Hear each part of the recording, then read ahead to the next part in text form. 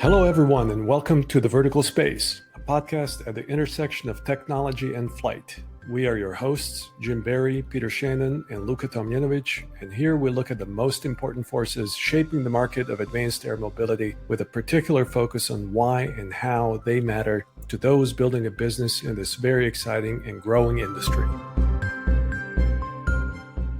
So the three things that make a better forecast are data, computing, because you need speed. If you do have the data and you want to run a 1 or half kilometer resolution model, it's going to take you computing resources, and that costs money and time. So you always have to worry too about turning these out fast enough. What good is a forecast if it comes out after the event?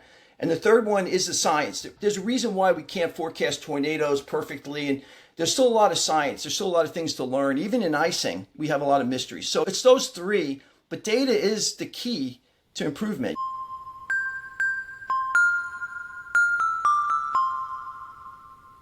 Hey, welcome back to The Vertical Space in our conversation with Don Berchoff, CEO of TruWeather. So I was really looking forward to this conversation with Don because, as he says, weather imposes uncertainty and uncertainty costs money. We've known for years the cost of weather on traditional aviation and listened up to the kinds of numbers that Don shares as those costs and what percentage of those costs are considered preventable. This discussion is essentially about what's possible in weather. Don says that aviation has gotten used to the lack of weather data and it's gotten used to uncertainty, and that there are ways to improve weather today and in the future, improvements that could dramatically improve flight operations and reduce costs, according to Don. Listen to what a weather pro says about the three things most needed for a better forecast, and according to Don, how data is key to improvement. We get into a discussion of weather on smaller things that fly, drones and eVTOLs and other vehicles in advanced air mobility. Now, Don talks about the need for better low altitude and microweather and the need for better data for microweather. He says that with drones, there's approximately a 40 to 50% attrition rate due to weather. But here's the challenge. Even though everyone says they need better systems, in this case better weather systems, how much are they really willing to pay for those systems? This is one of the great challenges of selling technology to aviation. And Luka and Peter really challenge Don here. They know advanced air mobility's really thin profit margins and question their willingness to pay for better weather. But as Don counters, though, they can't afford not to have better weather. So take it all in, and many thanks to Don for joining us. And to our many guests, we hope you enjoy our talk with Don Berchoff as you innovate in the vertical space. This episode of the Vertical Space podcast is brought to you by Avionics. Avionics is the leader in low size, weight, and power certified avionics for manned, unmanned, and advanced air mobility aircraft. Let Avionics help you achieve your goals, whether that be type certification, airspace access, or beyond visual line of sight operations. Avionics has certified and certifiable communications, navigation, and surveillance avionics for your aircraft. So head over to uavionics.com or Google it to see how you can start flying safer and move your platform forward into shared airspace. Don Berchoff, United States Air Force retired, is the co-founder and CEO of TruWeather, with 40 years in aviation, logistics, and weather industry, solving impactful weather problems for the government and businesses. Don built and led a regional weather center that supported worldwide tanker and airlift weather operations and the provision of weather warnings and forecasts at 138 Army and Air Force installations. He was the base commander at Manas Air Base, Kyrgyzstan, responsible for all ground operations at the Air Force's main staging base for Afghan operations. Don was a senior executive service member at the National Weather Service, where he led the complex transition of $500 million in science and technology projects, overseeing a multidisciplinary team of scientists, data scientists, and software engineers. At TruWeather, he brought V360 to market, an advanced micro-weather data and analytics platform producing custom weather insights to serve the emerging autonomous drone industry. Don led the development of a new aviation weather standard under ASTM F38 with the FAA, opening the door for Internet of Things weather reports to support aviation operations for Part 135 and 91 operations. Don started TruWeather in 2015 to unlock the power of science and technology in the nation's labs and universities and accelerate new capabilities into commercial operations to better serve businesses. Don Berchoff, welcome to the Vertical Space. Well, thanks for having me. What's something that very few in the industry agree with you on? Well, what I'd like to say, it's not that they don't agree. I think it's just a lack of understanding about, what's possible with weather. And so when you ask me that question, I think of two industries. I think of my weather industry, which is my home, and then I think of the aviation industry, which is who we support and who I'm part of. The weather industry, I think, is in agreement with most of what we're going to talk about today, that there's a lack of low altitude weather data that impacts predictions and that impacts uncertainty. I don't think anyone would argue with that. We might argue with how to close that gap and what's the right way to do it, but I think most people understand that gap. On the aviation side, the challenge that I've run into is most of your aviation folks who have been out there operating for lots of years have really gotten used to the lack of weather data, and they've kind of built it into their mindset or into their business model. So they're used to flying and dealing with the weather and overcoming uncertainty. And they really, sometimes they looked at me 5 years ago when I first entered this industry, and I said, this is going to be a challenge for drones and air taxis, the lack of low altitude weather. And they said, well, why are you trying to, solve a problem that doesn't exist? That was actually quotes.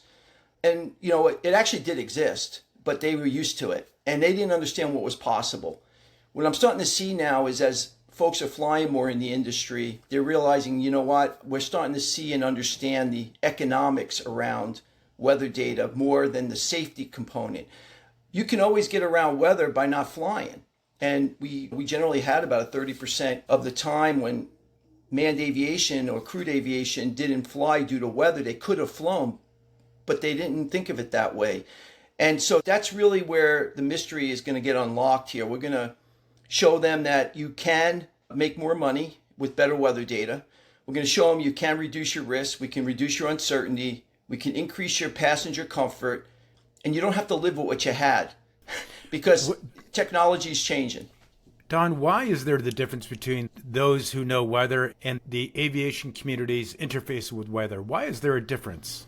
It's a really good question. So I'm going to bifurcate the weather industry a little bit for you.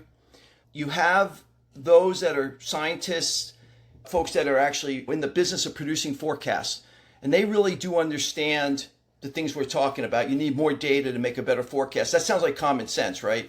But it really isn't as obvious to everyone as you might think, even in the weather industry, because we have the business side of weather. And the business side of weather came out of really the 1980s and 90s. The government had been the monopoly in weather, and it had to be. There was really no options. And what weather companies did initially is they would take that government data and they customize it or make it much more impactful to a decision. In the beginning, we didn't really change the forecast other than the human would look at the data and have this interpretive skill and heuristics that they can make it better. And that was the customized weather. People paid for that, right? Because it was better than the forecasts. But then we started adding more data, right? We started getting satellites up there that were commercial satellites. We've added more weather instruments that are privatized. We have more commercial data. But the business model has always been and still is focused on taking data through apps and advertising, right? So advertisement, I always consider in the weather industry, we have a conflict of interest. The conflict of interest is if you're in the business of providing data on apps and you're selling advertising, you have a motivation to have people click your apps more, which means now you want to make data more hyper exciting, right? And then you have the customized piece, which isn't scalable unless you change the technology around it, which is what TruWeather is doing. And we have folks that like the current business model, and they don't want to admit that there's a lack of data, because if they do, it says we have to change the business model, which would disrupt the weather business models that depend on apps and button clicks and just forecast or customized data. So there's that middle piece there. So I'm bifurcating a little bit.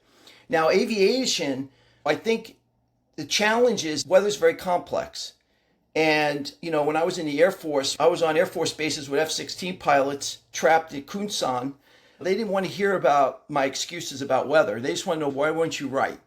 And there's a tendency to try to simplify this whole process so they can make a decision that they feel comfortable with. And I think, when you start explaining that you could do more with this data or that data, what I've seen in the industry is that they worry about having to pay for the data now. See, they like free data. And the problem is free data is not free because it costs money. So to go back to the edict here, in 1998, the cost of weather delays by major airlines on the U.S. economy was $41 billion a year. And this is lost productivity. This is decisions that cost money. It's inconvenience to customers and clients. That number is much bigger today. And to try to explain to the aviation community that's been built in the current system that there's an economic argument to be made, they don't really see it because they're not worried about the bottom line as much as the CFO is of a company. The cost of weather delays, the $40-odd billion per year, how much of that is due to low altitude weather? This study I'm talking about was a 1998 Boeing study that said that they actually said $41 billion was the cost of weather on the U.S. economy due to delays by the aviation industry. This is what got my attention. They said 28 billion was avoidable. That's what got me interested in this problem, because that told me that even back then, it was the way decisions were being made that was also causing some of this uncertainty that led to, this 28 billion. So now, if you look at today, and based on what I've learned through my work in the Air Force and studies that I've done that have been validated, 30%, roughly 30% of, I think, is recoverable. And the percentage of that due to low altitude weather, you have to bifurcate it down now and say, okay, that's general aviation. Because remember, big aircraft don't fly at low altitude, right? They come into airports, they're well instrumented. So you got to look at this and say, who's impacted by it? It's helicopter pilots, it's general aviations, and now it's going to be drones and air taxis. And what I'm seeing right now, based on, I can't really talk about specifics, but we're getting about a 40 to 50% weather attrition rate, meaning cancellation rate right now for some low altitude operations that are happening with drones. And my estimate is about half of that is due to a lack of low altitude weather, and about half of that's due to just decision systems that aren't able to take this data and present it in ways that help to make a better decision, right? I don't want to get into those details, but that's about the way I see it right now.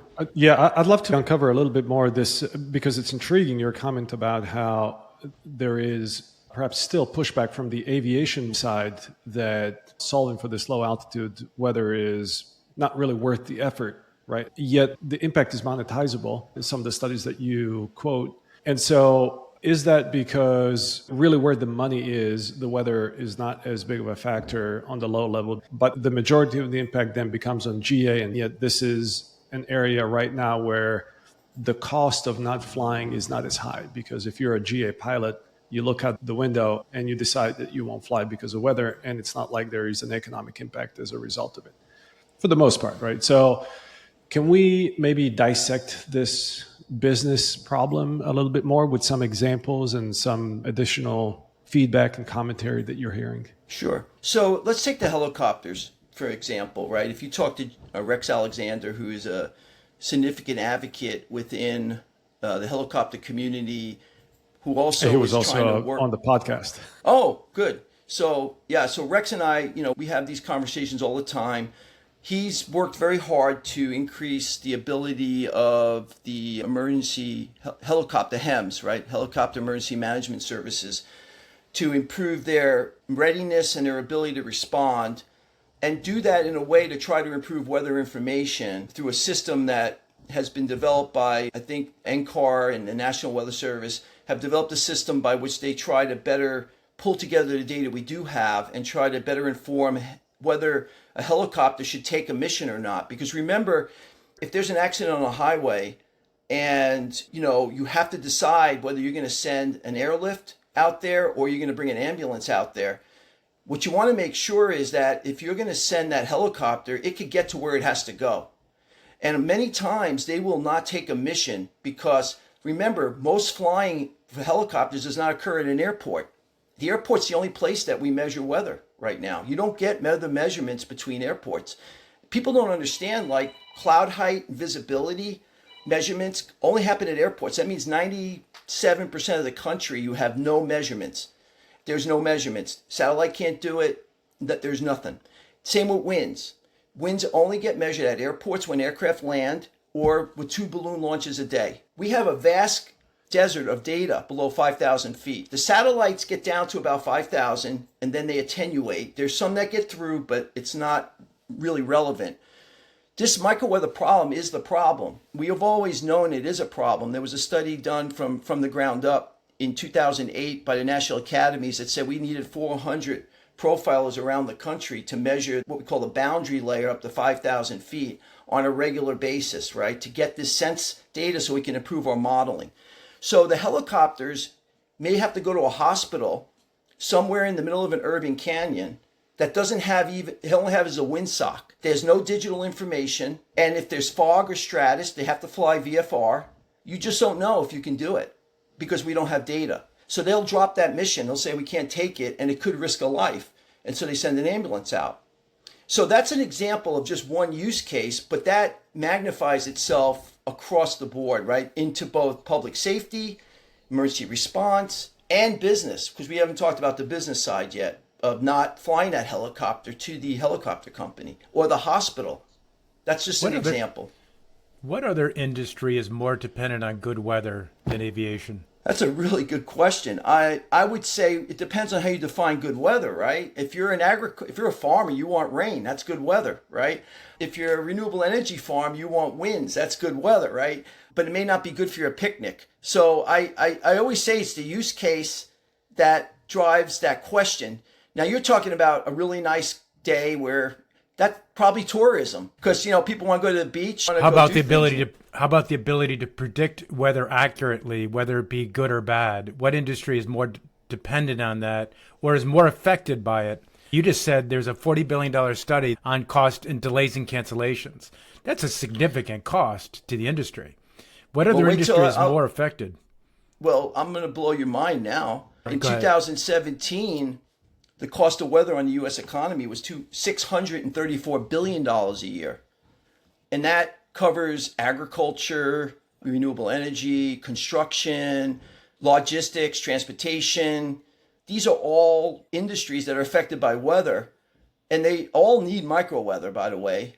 But the challenge has been is we haven't been able to build a business case to close these gaps, to collect that micro weather, because these industries, there's no real coalition. The other problem is the government can't afford to put that out, that infrastructure. I was a science and technology director at the Weather Service for 4 years. I had a $130 million budget. And I learned pretty quickly that the money that we're spending on infrastructure in the government has to be on strategic infrastructure, such as satellites and things of that sort. And we have gotten much better at long-range forecasting because of satellites. But when it gets to the micro weather, we haven't really invested in that. And so that's like the nearest target, but yet the hardest to solve because of the resources. So if you think about it, agriculture can use micro weather, renewable energy, right? Every time winds are off by 1 or 2 knots from the forecast, the renewable energy farm could be hit with millions and millions of dollars because they think they're going to generate a certain amount of power. They've got a contract to generate that power. And they may have to go to the spot market now to buy fossil fuels to make up for the difference they're losing. And that costs them lots of money. So Don, this deficiency in micro weather that you talk about, is it really a statement that we need more weather observations in order to have a better picture of micro weather? Or do we have enough input data and the answer is somewhere else in this chain? If you talk to folks that are trying to demonstrate that they are developing a micro weather forecast because it is a requirement and people do need it, they're using techniques that downscale models but not adding new data below 5,000 feet. Just so you understand, the global models are like 9-kilometer resolution right now. That's the best. That's European. It means that every grid space is 9 by 9 kilometers, which means everything in that grid space looks the same. You're not resolving anything in that other than the average. Our short range models in the United States are 3-kilometer resolution, which is probably like 1.75 miles or 2 miles. Those are in those grids. You're not resolving anything below that. So if you try to continue to drive that resolution higher by getting down to 1 kilometer by 1 kilometer or 500 meters, you're not adding new data into the set. You're just, all you're doing is you're making it look better. You're making the pictures look really better, but it doesn't mean the data is accurate. You need real data, just like anything else. You have to have data in order to do improvements to forecasts. There's also modeling. The modeling has to get better. There's physics and then the computing. So the three things that make a better forecast are data, computing, because you need speed. If you do have the data and you want to run a 1 or half kilometer resolution model, it's going to take you computing resources, and that costs money and time. So you always have to worry too about turning these out fast enough. What good is a forecast if it comes out after the event?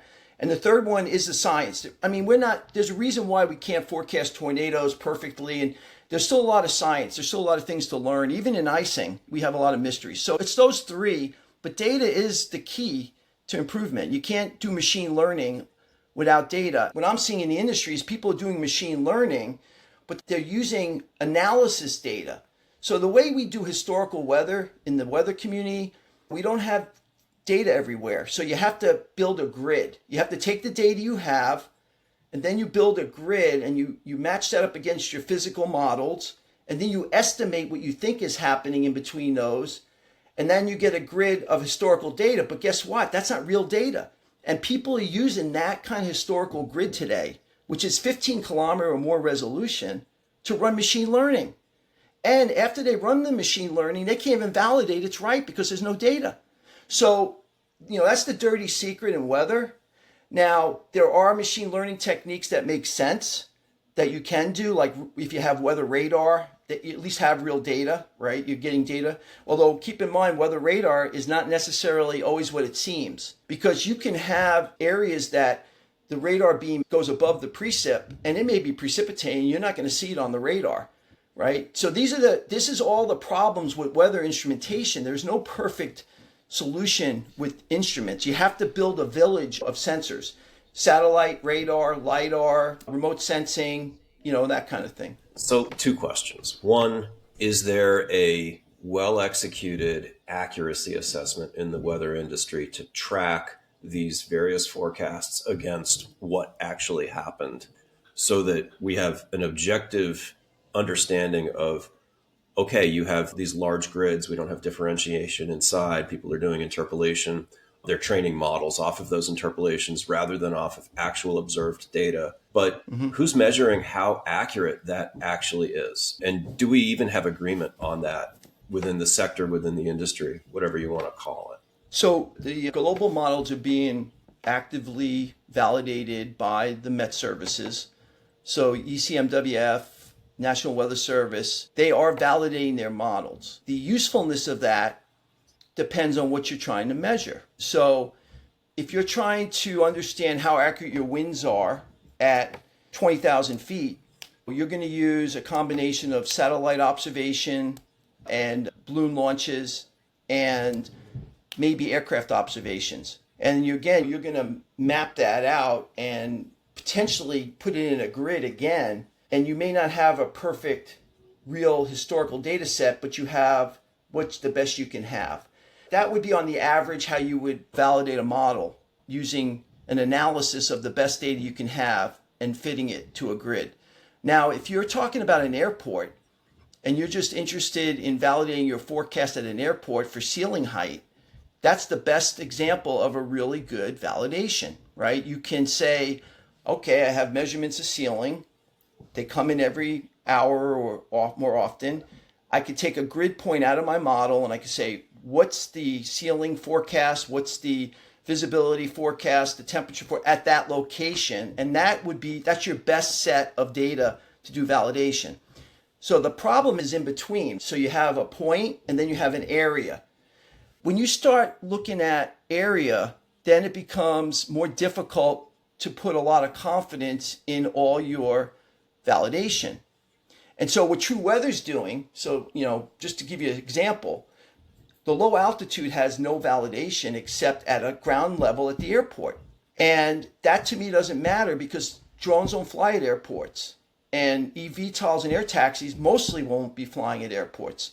They'll be flying out of urban centers that we have no data today. We don't know what the winds are doing in the urban canyons.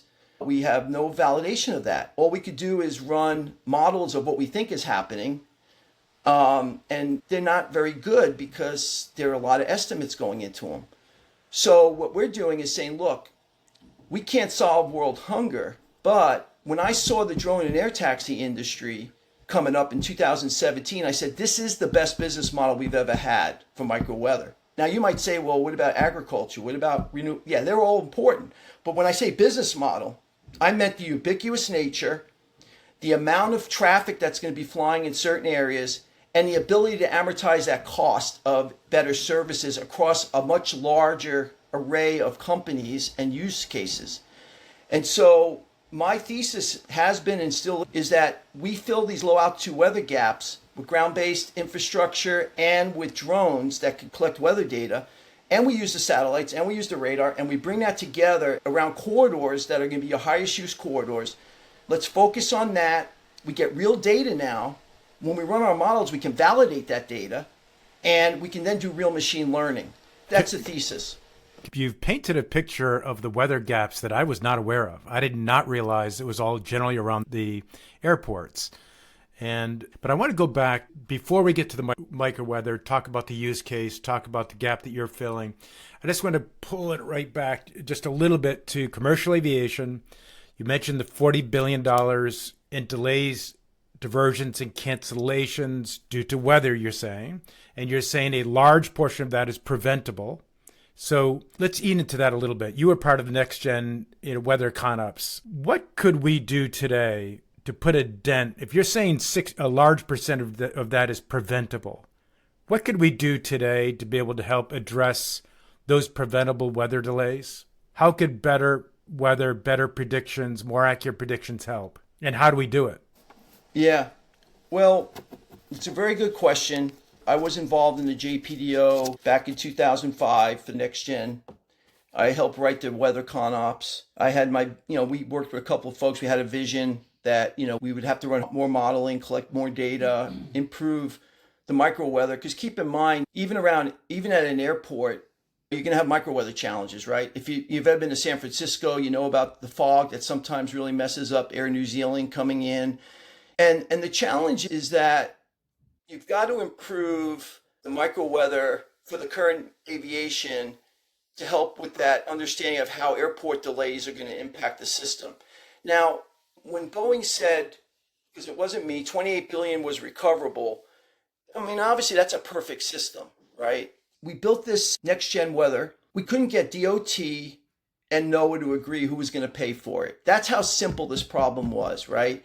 You try to go back to OMB, and I have all this experience in government. So we went to OMB, we said, look, we need to make this a interagency kind of thing. I'm going to be frank, DOC, Department of Commerce, they've got their budget, and NOAA has their budget, and Weather Service has their budget. And in order to improve and get to what is really requires big investments in computing, big investments in other things. We couldn't even get them to agree who was going to pay for it. So that's the first challenge, is just the bureaucracy. Then you had the challenge of the current systems that operators are using. We're using a lot of legacy systems in aviation that NextGen ran into this problem, right? They said, you want us to equip our aircraft and do what and pay for what, and then we have to change our software. So the problem is, I made a decision. That problem is intractable, right? Let's go after the low-hanging fruit. Let's go after a new industry. I think the only way you're going to get to what you asked me is by demonstrating it and showing people how bad it really, how much it's really costing you, and then demonstrating there is a solution, right? And so then I started working with the ASTM. We rewrote the FAA to their credit, said, yes, we got to change the way weather data is collected. We've got to open up the spigot. We can't just collect data at airports anymore and say that's the only approved data. We rewrote the standard. We got it through. It's published. FAA is working with us right now on how we can test and demonstrate that, which means then we'll be able to get more data collected through IoT and other things as long as they follow certain rules, right? So that was always my thesis. I gave up on the big picture, right? I said, let's focus on what we could control. Helicopters have always been the bastard childs of weather. So I always knew they would be a fan. And this is where it's going. So that's kind of my answer. I know it's not a great answer, but I'm telling you exactly why I'm doing what I'm doing. Who's most benefited from low-level weather, and who really is not being affected at all there's a part of me that would say commercial aviation is probably the ones who are least affected by better low-level weather, and probably the drone community is probably most affected. Is that the case? Yeah, I mean, it really has to do with the size of your aircraft, right? The engineering. It has to do with, keep this in mind also, people forget this. What's the best weather sensor we have today on an aircraft? Does anybody want to take a shot at that? Pilot? The pilot, exactly. We had a very simple rule when I was flying in the military. We would look out the window and there was a smokestack. If you could see the smokestack, you were good to go. If you could just barely, pick it up, then you knew you were getting close to the limits. And if you couldn't see it, then the birds are walking. Even the birds are not flying, right? So you're grounded for the day. And yeah. But I get it. The thing is, I think where Jim's question was kind of pointing towards is, so what? I mean, look, for a lot of drone ops, you still have a pilot standing on the ground watching the drone, right? Not if you don't want to make money. But for a lot, if you don't want to scale your you do. If you don't want to scale your business, yeah, you can have a pilot on watching the drone, but that's not what's going to work here, right? What I was trying to get at is that you can take a lot more weather on an aircraft that's engineered, it's heavy, it's big, it can carry regular fuel, not battery power. You can put more gas on it. You have a pilot who can deal with unexpected circumstances that will come up because we don't forecast perfectly. And you have a pilot who has flown routes that they know the local weather affects better than the weather people because we don't have the data. And they never come back and tell us what they experienced because they want to have that as a secret so they can get us later when they say, oh, I told you it would be that way. I'm kidding. But the bottom line is that you cannot scale this industry if you don't have better digital information, because that pilot today might be sitting 1,000 miles away from where they're flying their drones. They want to fly one to many. There's no way the pilots can even know what's going on. They don't even wake up in the same environment that they're flying in. All those heuristics are gone. I'm sorry to say, Mr. Pilot, it's useless because now you're flying somewhere where you've never flown before, you've never experienced the weather, you don't even wake up in the same location that you're flying, you're weather blind. And if we don't backfill that information with real data, you're going to have more uncertainty and you're going to be canceling missions more than you have to. And you cancel them today when you could fly. 30% of the time when you cancel a mission due to weather, you could fly. I know you know that because you always get mad at us when we say you can't fly and then you go, I could have flown today. That's money. And that happens in manned aviation. Imagine uncrewed. Imagine lighter aircraft. Imagine a consumed data source. a conserved data, power source. You can't add more power on a battery. So now you have to make decisions. How far am I going to go? How much weight can I carry? How much recharge time do I have? And if you're flying people, how bumpy is it going to be? Now, this is a totally different environment. So that gets back to your original question. What is it that few people agree with you, Don? They disagree with me about what I'm saying because they can't see the alternative reality that's going to occur in 5 years. Every knot of wind is going to be battery power, just like the renewable energy. It means weight, it means distance, it means something. And that's the bottom line. I don't see it any other way because I'm so deep in it and I know it, I could see the future on this. The tendency to cancel due to weather being too conservative today, I totally agree with you. I was frustrated with that when I was flying. Mm-hmm. But at the same time, the cost of traditional manned aviation missions, especially in the military, is much higher, right? And there's human lives that you're putting at risk. And so there's a tendency to err on the side of safety. But when you're dealing with drones whose flights are really short to begin with, who don't necessarily have a high cost of returning home if the weather turns out to be, not good enough, that calculus is a little bit different for that segment of aviation. I guess what I'm trying to unpack a little bit more is who sees the business value in this. There's no doubt that there is a gap, but how do you monetize this? Who is it that will take that data, that new weather, granular, micro, low-level weather, and have a disproportionately higher impact on their business? There's a lot to unpack there, right? So we could talk about the military. military is about bombs on target, reaching objectives. It's a different calculus, right? It's also about asset efficiency, asset management, because if you have limited resources, low density, high demand assets, if they're getting canceled due to wet weather unnecessarily, you're not covering an area over the battle space that needs to be covered. So I can make the argument from a military perspective, which I'm very good at because I was in it, about how you need to be considering efficiency and using your assets in the military environment because they're not unlimited, right? And I proved that at the TACC. So in the year 2000, I got to the Tank Airlift Control Center at Scott Air Force Base. I was asked to build a regional weather squadron. I was the first in. We built it to 108 people. And then I was at the Air Operations Center. We also supported TACC. And the first thing I noticed is that I was watching how planners and dispatchers were making decisions about how to allocate those airlift assets and those refueling assets around the world. And I couldn't believe what I was seeing. Weather wasn't even in the calculus. They would just plan and say, we don't change based on a weather forecast. You've heard that before. I know that because you're in the military, right?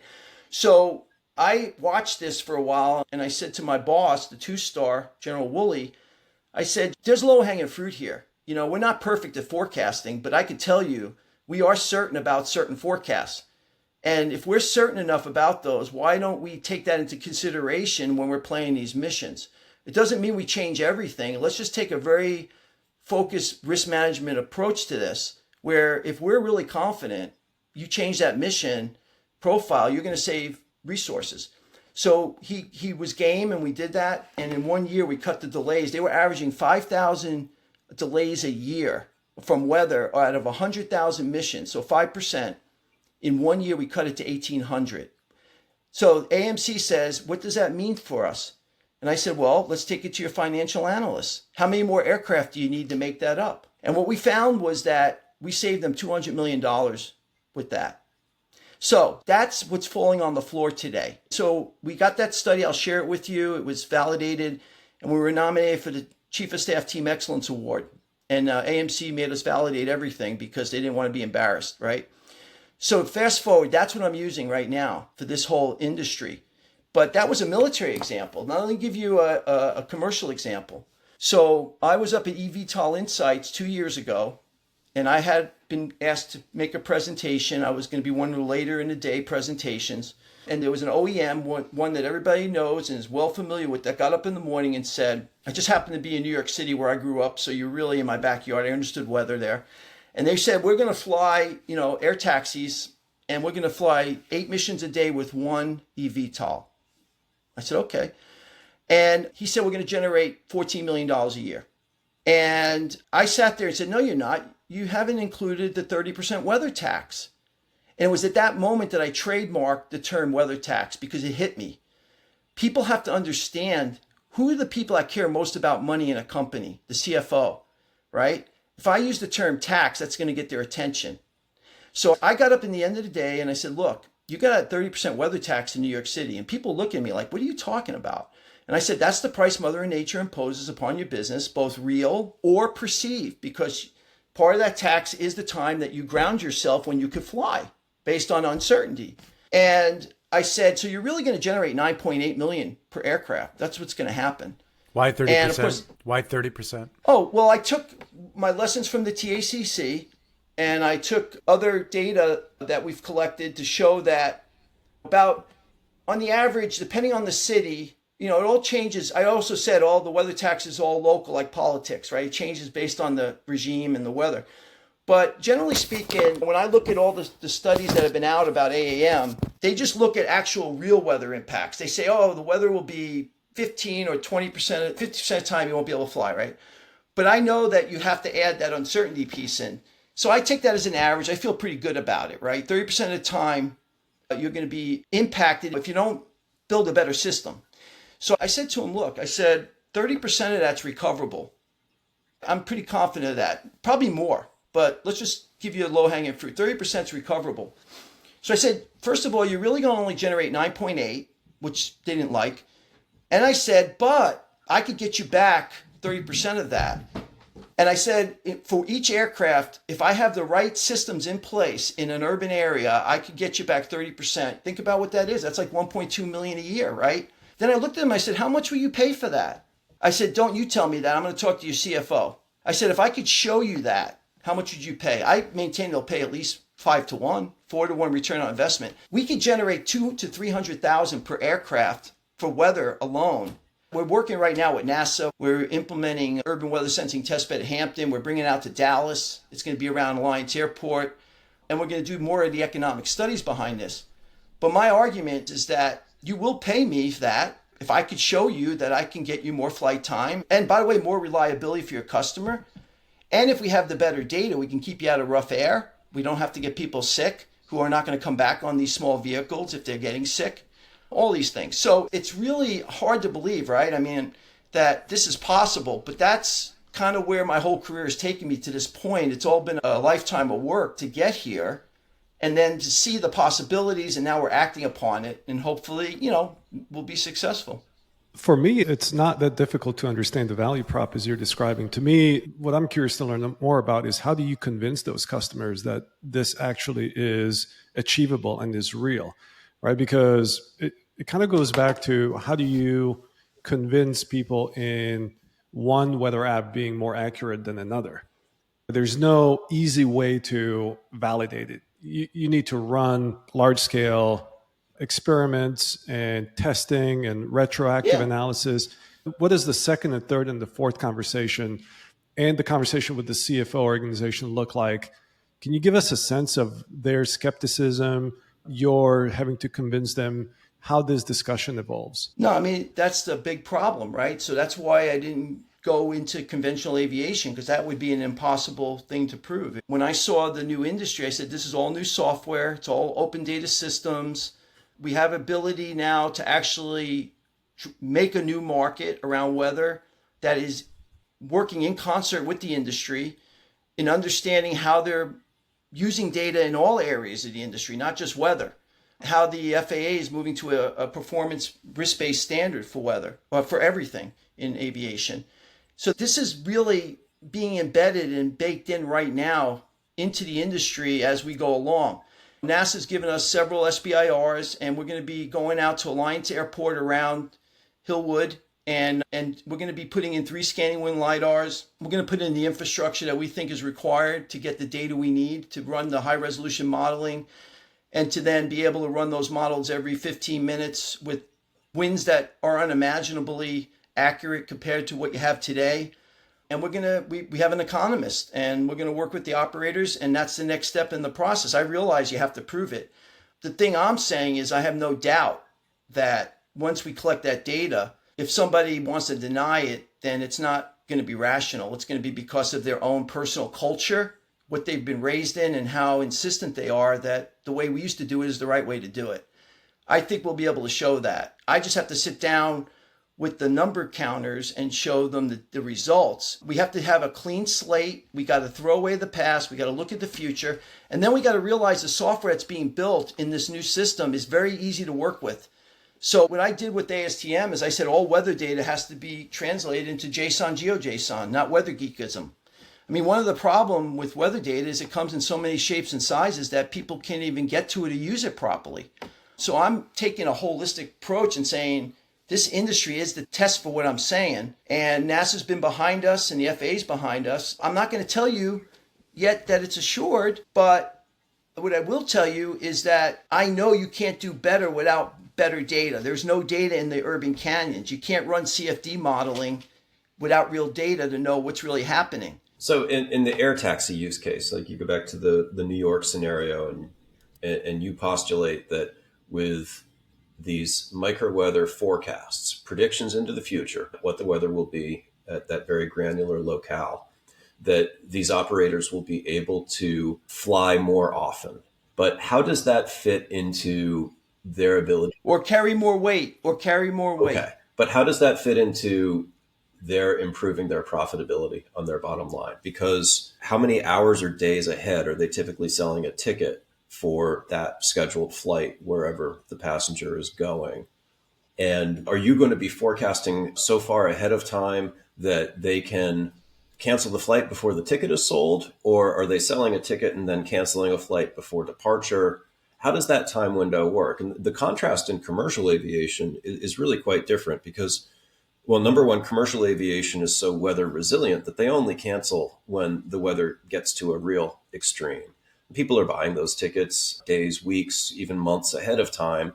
But in the overall spectrum of weather, they'll fly in instrument conditions, they'll fly in visual conditions, they'll fly in a lot of conditions. And the transportation mode is pretty resilient to the weather until you get to an extreme.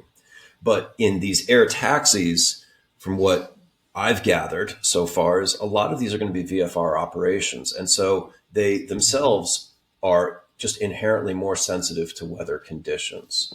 If you realize this ability to predict weather, it's not a weather observation, but it's the ahead of time factor that it brings. How does that match up with the eVTOL passenger when they plan to buy that ticket? And how does it mesh with the operators' need to cancel and their ultimate profitability? Very good question. I'm going to give you a certain amount of information, then we're going to have to sign an NDA after that, okay? Because some of this is my secret sauce. We'll sign up the whole audience of the show. Well, they start paying, and then we'll sign them up. But here's the thing, is that, remember I said, I'm not trying to solve the long-range forecast problem. That's beyond my pay grade, right? As you mentioned earlier, you have to run large simulations. We're running a very localized micro-weather model that could be a 10 by 10 kilometer area or even less. We're going to use the initial conditions that come in from the bigger models. Then we're going to have our data coming in, our sensors that nobody else has. And then we're going to nudge that and rerun that model with our data.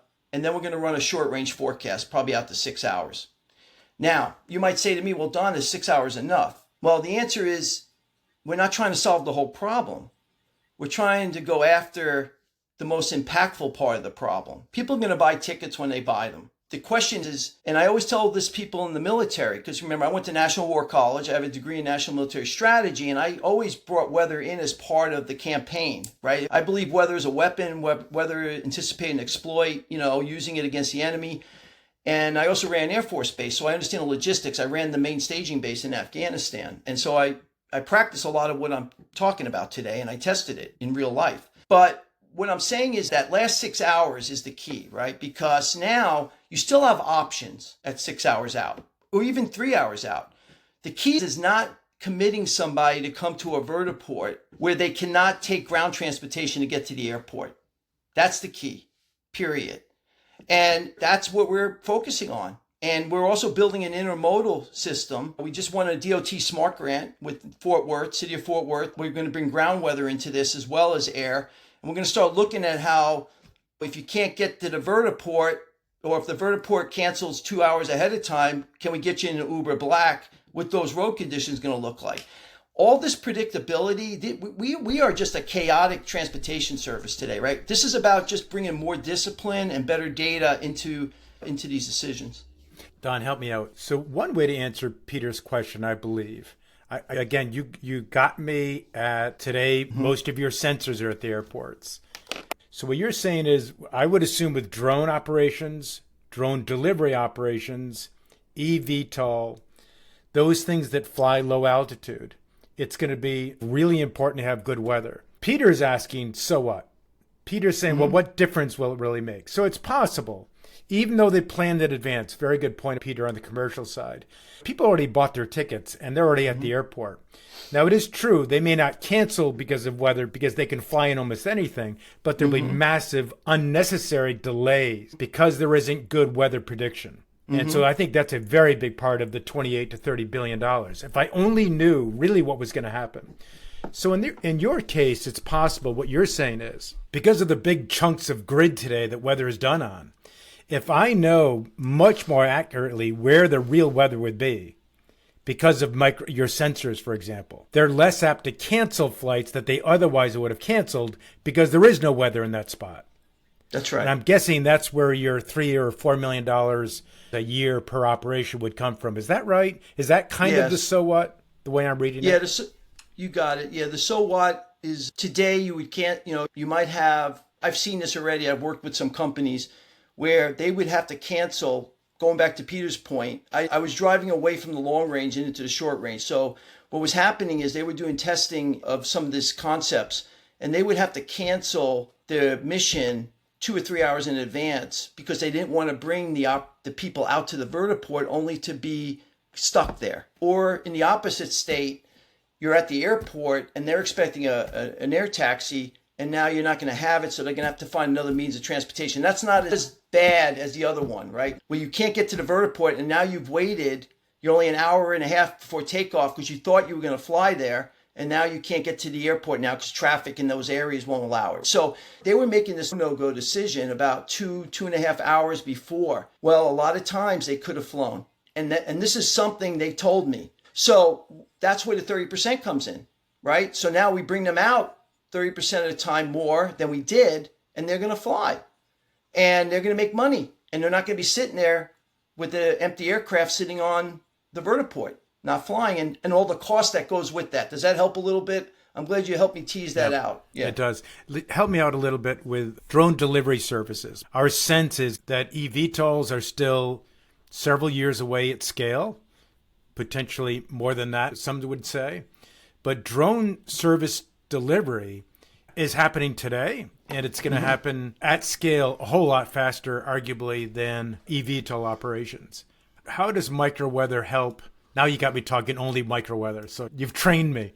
How does microweather help make a difference to the drone service delivery? Does it really, will they make any different decisions based on better weather? And I would say, just on Jim's question, when you're thinking about drone delivery, and let's just take last mile drone delivery because so many people have a pretty vivid picture of what it is, that's going to operate more based on microweather observations than forecasts. And, consumers will open the app and they will either be able to place that order or not, because this is all taking place within a matter of minutes. It's not like I'm ordering something 3, 4, 5, 6 hours ahead of time and making some kind of a decision based on that. It's immediate. So it's just, okay, what is the weather along this 2-3 mile route right now or 15 minutes in the future, and can we go? One of the things I want to point out is microweather doesn't become as important if you're not flying scheduled missions, if you're not depending on velocity, where your business model depends on having a lot of flights, right? If you're doing surveillance on a pipeline and you could wait another day, it doesn't become as much of an issue. So the drone delivery one is one of those that really depends on volume. And so every mission you don't fly, you're dropping revenue that probably hasn't been told to your investor about how much the weather challenge is. So there's a lot of pressure on these companies. You got to remember, it's not like the current airlines who have baked in weather already, right? These are all folks that are going after VC money or other money, and they're embellishing a little bit of their abilities to fly 95% of the time when it's really maybe around 20, right? So now they're already behind the power curve. The challenges with drone delivery is the winds above the tree level is not measurable, and we see a lot of difference in the winds above tree level than the models put in there. The battery power issue, the weight carried issue, it just adds chaos into the system, as well as the problem of you have to have 3 miles visibility, you have to be 500 feet below a cloud deck, all those things, right? So it's not even, you notice I didn't even talk about a thunderstorm, because the thunderstorm stuff we see coming. It's the micro weather that's invisible or not notable that's going to hurt their business model. So you're right. Now, one thing I will say, Peter, is that you really need about an hour ahead of time, because you got to remember there is an operation, there are people loading drones, they're running around the store picking stuff up. So, if somebody puts in an order, it's not like it's going to happen in 10 minutes generally, right? So you have to think about the flow. So if you have, I don't know, just to say you have 15 drones at a Walmart someday, right? That's 15 drones. That's a lot of drones. So every 10 minutes you're not flying when you can fly, you've just dropped 15 drone flights. So even the short range, and you do need the data, as you said. So what we've been advocating for is let's get some wind sensors on towers at 200 feet, 100 feet, 150 feet. Let's get above the tree line. Once we know what the winds are really doing, which we don't have today, that takes away some of the mystery immediately about power management, distance traveled, wind shear. There's other things I could talk about. And then let's get a ceilometer at every Walmart or wherever you're flying from so we can see the cloud height, measure it. Because right now they're using the nearest METAR. And the nearest METAR could be 15 miles away, and it may not even be relevant. You've been on airports where one half of the runway is IFR and the other half is clear, right? That happened to me at Kunz. I used to get yelled at all the time by the wing commander because we would call it 7 miles visibility, but the approach end of the runway, which was less than a quarter of the aerodrome, was socked in, but I couldn't call that visibility.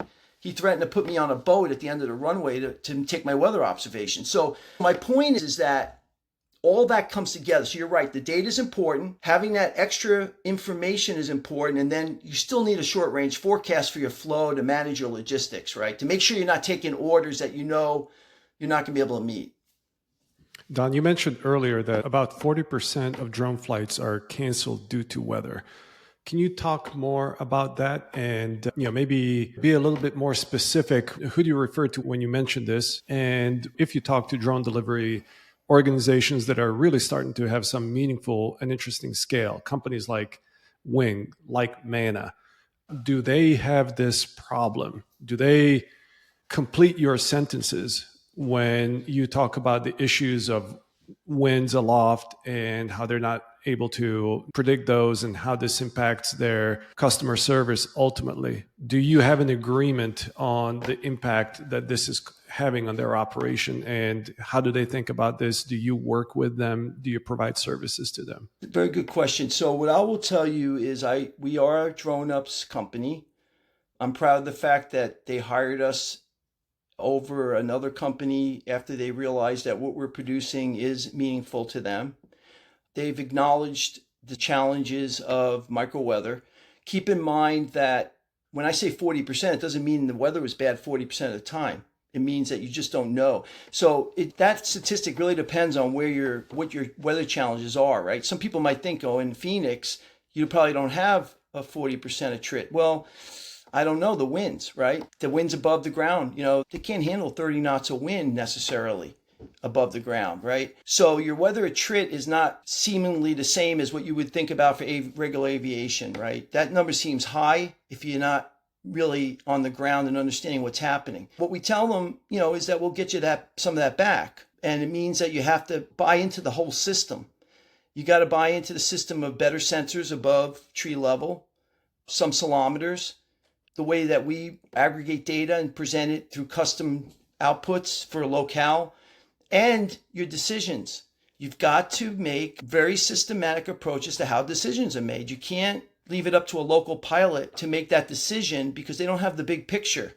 So this is the kind of work we're doing with DroneUp, is trying to figure out how do we really, it's not just the data collection side, it's also the decision side, right? And how you build the system so that those decisions are made in a systematic fashion, that there's a stable process. I could talk about other drone companies. I don't want to do that because some drone companies don't want to admit there's a problem yet because they're still trying to raise money.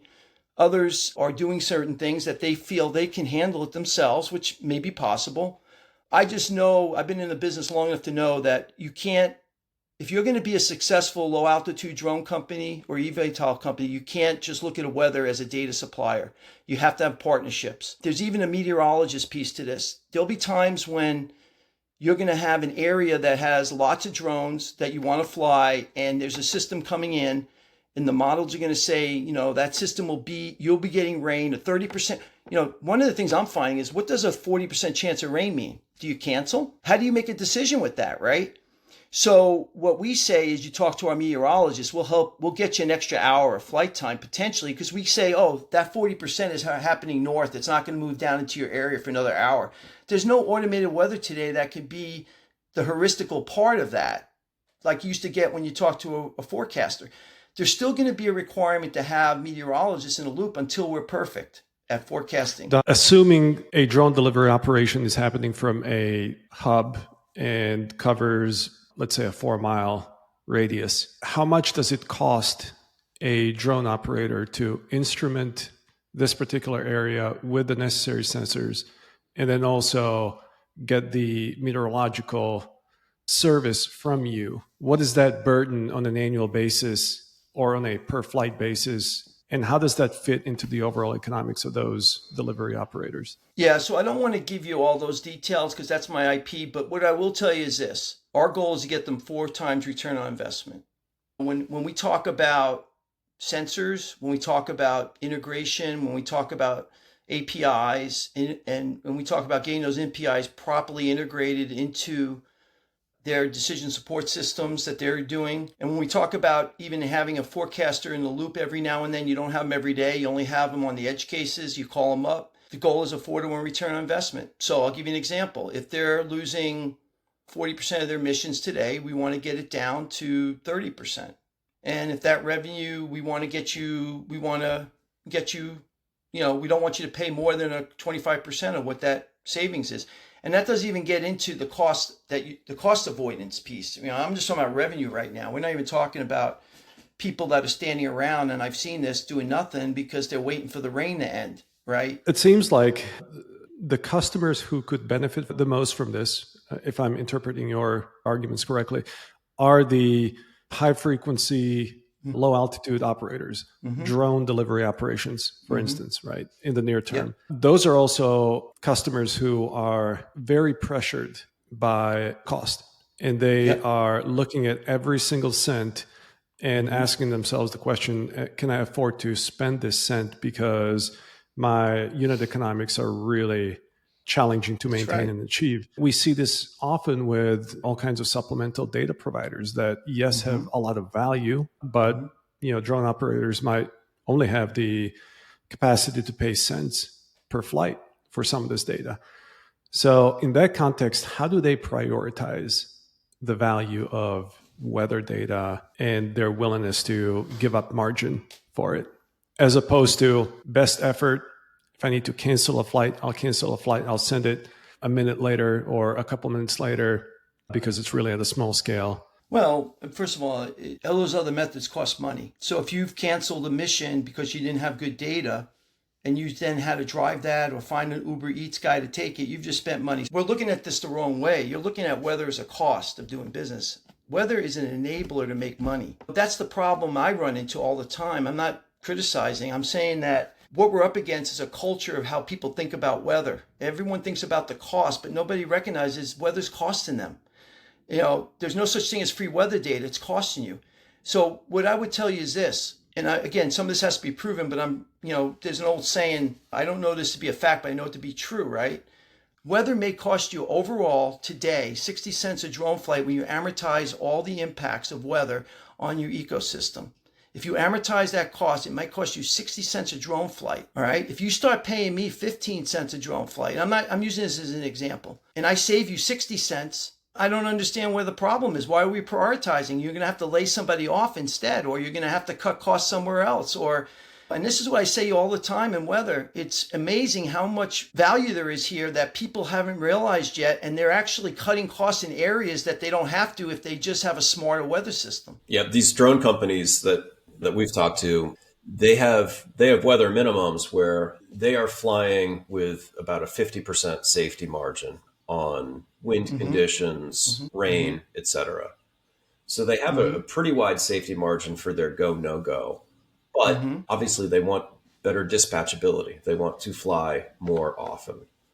So we want to get that safety margin down. We want to get more certainty so you can bring that down to 20%. I don't know if that's the direction that they're going to go, though, because the drone platforms themselves are improving with weather resilience so much. I mean, and a lot of it has its roots in the amount of energy that the drone can bring along with it on the mission. And so we know batteries are getting better. We know drones are being built that can handle stronger winds. They can handle more moisture in the air. Icing will always be a challenge. But short of that, I think we see the weather performance of these drone systems improving a lot in the coming years. So how does that trend fit in with what you are offering to them on a forecast basis? And I would just assume that they're going to keep the same 50% type safety margin. Well, if you're assuming they're going to keep the same 50% safety margin, then there's no business model, because that they're for some reason they're doing that. But back to the question, the bottom line is this, is that we have very sophisticated aircraft today that are manned, and we still ground these aircraft 30% of the time unnecessarily. The same thing's going to happen when you have your very sophisticated drones. If you ever use the term all weather, be careful, because there's no such thing. I've been told we can have all-weather aircraft since 1980s. There's no all-weather aircraft. The more you engineer, the more weight you put on an aircraft, there's always a trade-off between engineering, weight, and everything else. So I've been in this a long time. It really comes to this way. You have to improve your engineering, but you have to improve your weather resiliency from a prediction standpoint. You have to work them both together. There's no one or the other. You're always going to have weather impacts, and you're always going to have margins that you're going to give up if you don't improve the data. I mean, why wouldn't you want to invest in better data and get more margin and get more flights? I mean, it just doesn't make sense to me. I mean, I don't know. I don't get it, right? I don't get why you have to have a 50% safety if you're got better weather data. Are there other alternative funding sources that are available for your capability or your competitors beyond just the organizations themselves paying for your services? Will the government underwrite your capabilities? If they're looking at every cent, which they are today, and you're saying, but there's real value here, and they're just prioritizing their dollar, is there an opportunity for the government, any kind of consortiums to help underwrite the costs of the microweather? Yes.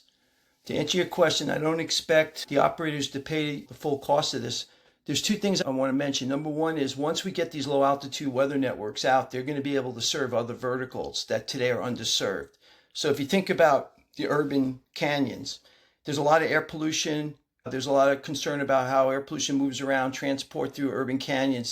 This data is not only going to be valuable to aviation, it's going to become valuable to many other verticals, and they will buy it at some point. There just hasn't been a business model. The second thing I want to mention is that the states can invest in infrastructure. So the way I break it down is this way. You have strategic weather infrastructure, and then you have tactical weather infrastructure. The strategic weather infrastructure would be like those scanning wind lidars. You don't expect companies to pay anybody to pay for that, right?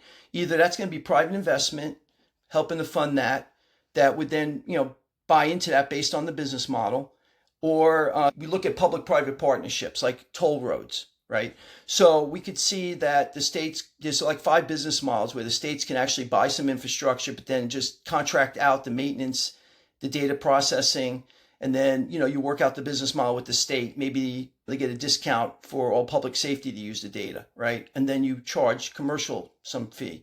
There's a bunch of different business models that can make this work, which is why I'm not landing on one solution. I'm still figuring out all the things that you guys have brought up. I'm well aware of. And so I've been working on the approaches to try to get around those objections, right, so to speak, to try to find a way to make this work, to make it profitable and make it work. So I don't see the drone operators having to buy all the infrastructure.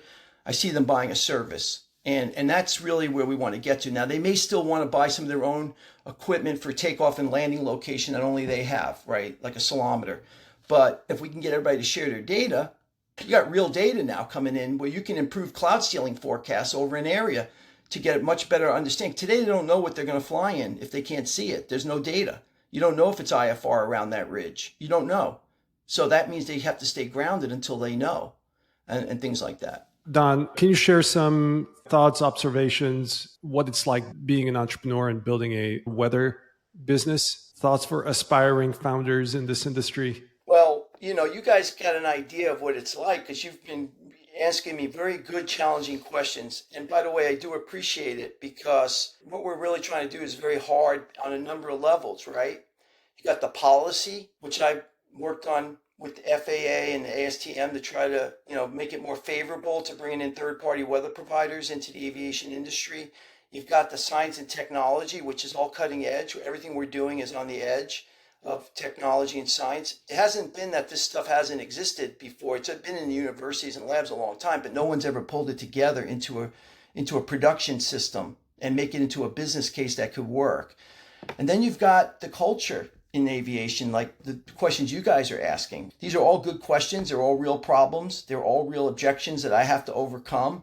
And that's hard. That takes a lot of energy, right? If I could have probably invented the pogo stick and it would have been a hell of a lot easier, right? But I like hard challenges because I've been in this industry so long, I've been fed up that we haven't been able to really change the aviation system, right? It's been the same system for years, and it just doesn't make sense to me that we're kind of happy with it when it's so disruptive and costs so much. So, and then selling my investors, right? So this is not an easy sell. You have to find people that really get it and understand that it's really about the data. It's not about weather, right? It's about the data. It's about what the data can do. Why is it every other part of the industry says we need better data to make decisions, but weather, we don't need better data. This will work fine. I mean, it's so baffling to me. And I understand it. I think it's a culture. I think it's the way people have been brought up. I think it's just a system. And it's also really difficult to understand what we're trying to do and understand why it will work. So I get all that. That's what's been the hardest part. I mean, this building the business, hard because they need money, hard because we need customers. What I am confident about right now is we will get them. So what's the second problem? The second problem is the pace by which this industry is actually growing. And I would tell people that are trying to build a business in this industry, not just weather, is you got to have patience and you got to recognize it's never going to go as fast as you think it is. Don't dilute yourself thinking that you're going to, do something different than everyone else, because you can't if the policy doesn't change. You can't if the FAA doesn't change the policy. And the other thing is all these other companies I work with, they're all doing new software too, which is what I love, by the way. And they all have their challenges. Like you said, Peter, they may not be ready to invest in weather, right? They may not be ready to invest in something else. So I think the key is you have to know what you're getting into. You got to understand that it's a different animal. We're basically building an aircraft and flying at the same time in this industry writ large. It's not an established industry where you're trying to do something that's entrepreneurial and innovative, and it's challenging. And as we wrap up, what's one message that you would like to leave with the audience? Well, I think, again, I think this has been a great conversation. I really appreciate you guys. I felt like I was on a trial here, and it was good, right? It was good. I hope it wasn't like that. We like to think of it as more of a discussion. Well, I'm kind of built for this kind of discussion, never going as easy as I want it to go, right? I do believe that what we're doing is the right thing. I'm always more than happy to have more conversations about this. I want to, there's things I still have to learn.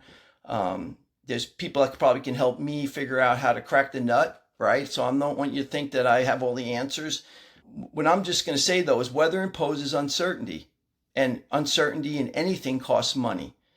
And the only way that you're going to resolve that is by having real data to fill in that uncertainty gap. And if the data can give you the ROI and you can demonstrate it, believe it. If I could show you this, believe it, right? The implementation part is hard because the companies we're working with have to bring their company along with this, right? Who, again, have a lot of people who would say, why are we doing this data? I get it from ForeFlight. I could see my weather, So this is a multifaceted problem, right? That's why you have to come in at the CFO level and in the COO and CEO level, because, you really got to have a buy-in by the company up and down to say, this is the direction we're going to go in because it makes sense. It's the future of weather. It's the future of networked information, and it's the future of analytics. So you want good weather data in there. Why are you going to spend $1 billion on all these other systems that are going to give you perfect data, and then you're going to use weather as your weakest link in the tent? It doesn't make sense to me. Why invest in all that if this is your weakest link in your chain, right? So that's my takeaway. Well, we certainly enjoyed it as well, Don. Thank you really for a great conversation, and look forward to having you back and talking more about this. So really appreciate your time. Thank you. Really. Thank you.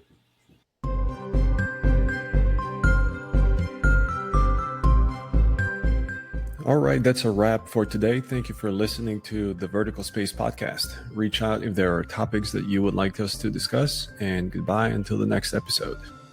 Unless mentioned, this podcast is in no way endorsing or promoting any person and/or company mentioned, and all opinions within the podcast are solely that of the presenters. The Vertical Space makes no guarantees, warranty, or representation of any information given in this podcast. Any information given is for informational purposes and should be used at your own risk. This podcast is for general, educational, and entertainment purposes only.